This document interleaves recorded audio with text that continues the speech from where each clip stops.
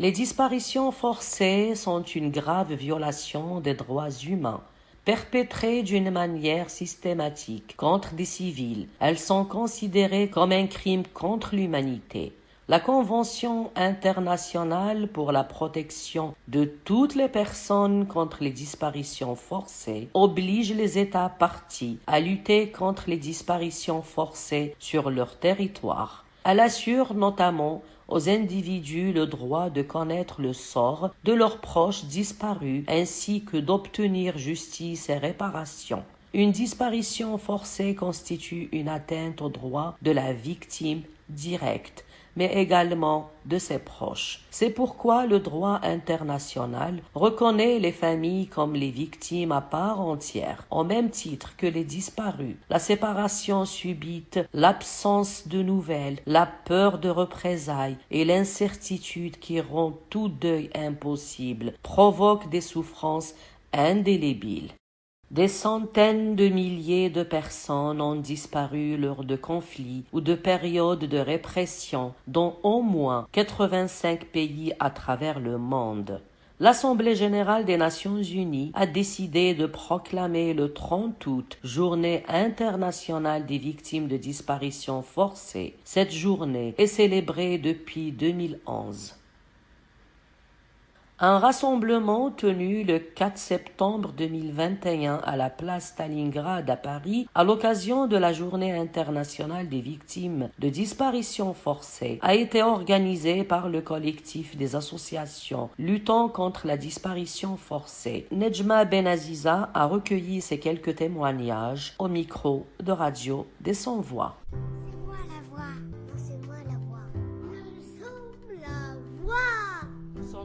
La voix des sans-voix. Je suis Octobre Rala, je représente une association qui c'est le collectif pour les droits de l'homme au Chili, et aussi l'association Terre et Liberté Gualmapu, qui c'est le peuple mapuche. Donc, concernant le Chili, ça fait déjà presque 50 ans que ça dure. C'est-à-dire le Chili a vécu depuis le coup d'État en 1973, l'une des dictatures les plus sanglantes de l'Amérique latine. On compte 30 000 victimes torturées, dont une partie des disparus.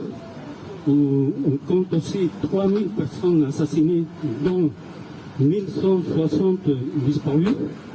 Les 5 000, de ce chiffre-là, il y a 73 enfants et aussi 134 membres du peuple mapuche.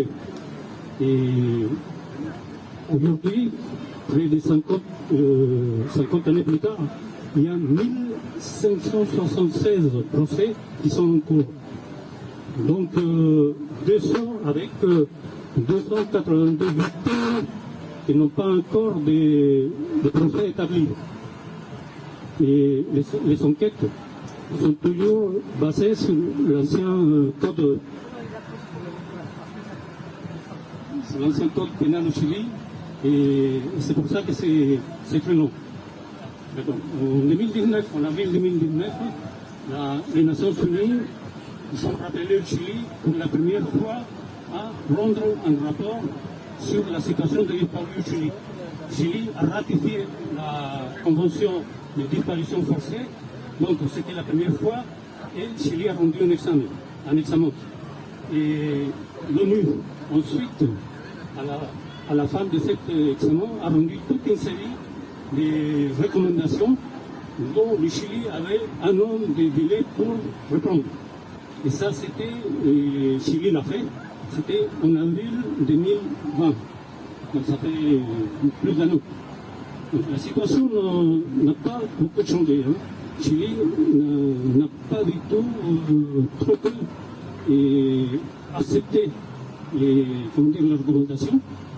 Et s'accepter en première degré, mais au niveau des actes, ça allait beaucoup à décider.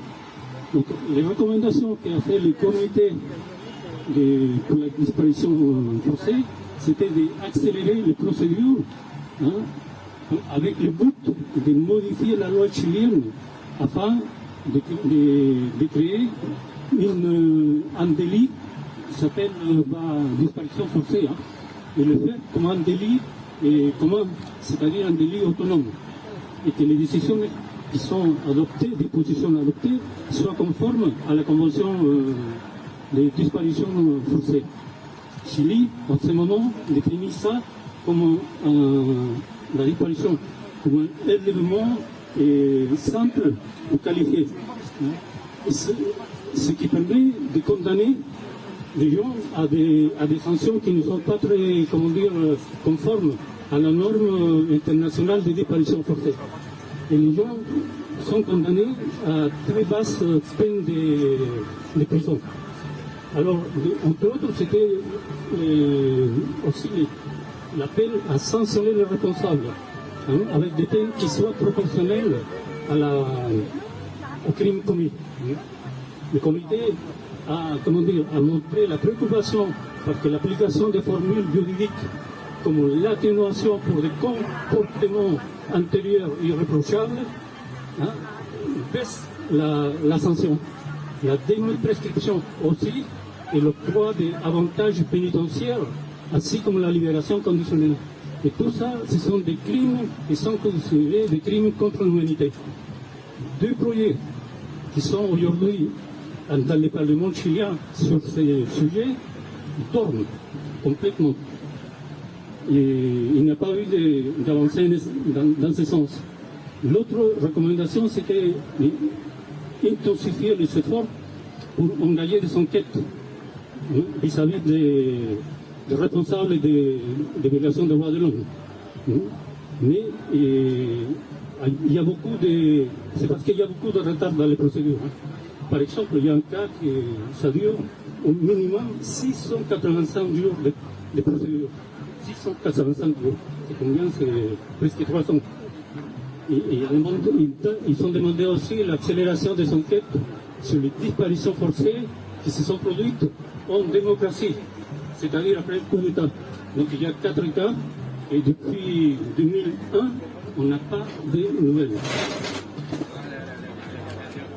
Le Chili, à l'appel de l'ONU, a répondu partiellement à ces recommandations. Donc un des projets qui dormait dans le Parlement et a été mis en examen au Sénat, ça fait 4 jours. C'était le 31 août 2021. Et Chili a annoncé aussi des projets de création de protocoles d'analyse et d'action qui ont été soumis aux autres organes de l'État. Alors ça avance très, très lentement et concrètement, ils sont considérés 355 cas. Donc, ils ont reconnu que 282 victimes n'ont aucune procédure judiciaire, hein, jusqu'à ce moment. Et tout ça, ça fait il y a 50 ans.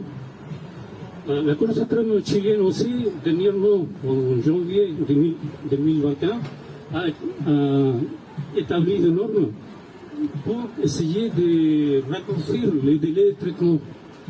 Et concrètement, pour tous ces cas qui sont 1500 là, ils sont réduits à 6 mois, avec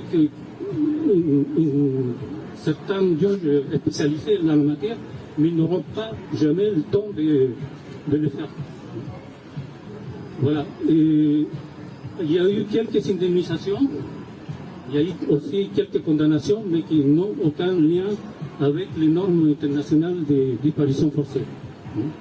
Et les militaires, c'est toujours des peines très basses. Hein. Et généralement, ce sont des gens qui ont été, choisis pour les charger,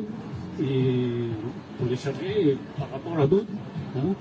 Et finalement, ce sont eux qui accumulent les sanctions, mais les véritables responsables ne sont pas touchés, ni les civils responsables aussi des violations ne sont pas touchés non plus. Bon, c'est ainsi que le combat pour la vérité et la justice au Chili continue.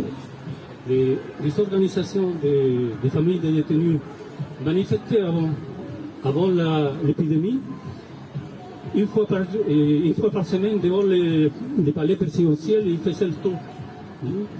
Et tout ça, ça a été arrêté à cause du Covid. Maintenant, ils vont essayer de reprendre ces mobilisations.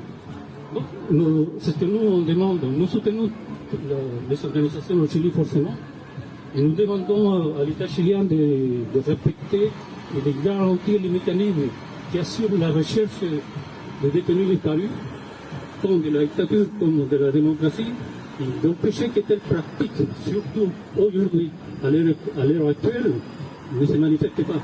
Et de poursuivre aussi les responsables des crimes contre l'humanité qui jouissent encore, après 50 ans, d'une unité absolue. Et voilà, donc nous remercions le collectif pour cette occasion de pouvoir nous éclairer et de faire connaître la situation du Chili. Merci.